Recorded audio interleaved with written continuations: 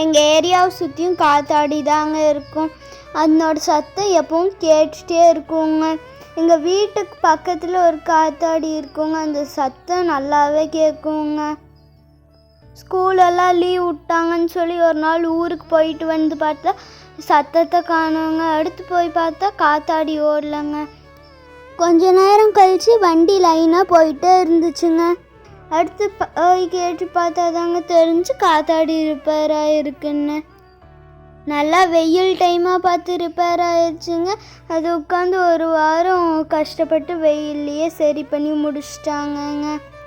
இப்போ நல்லாவே ஓடுதுங்க.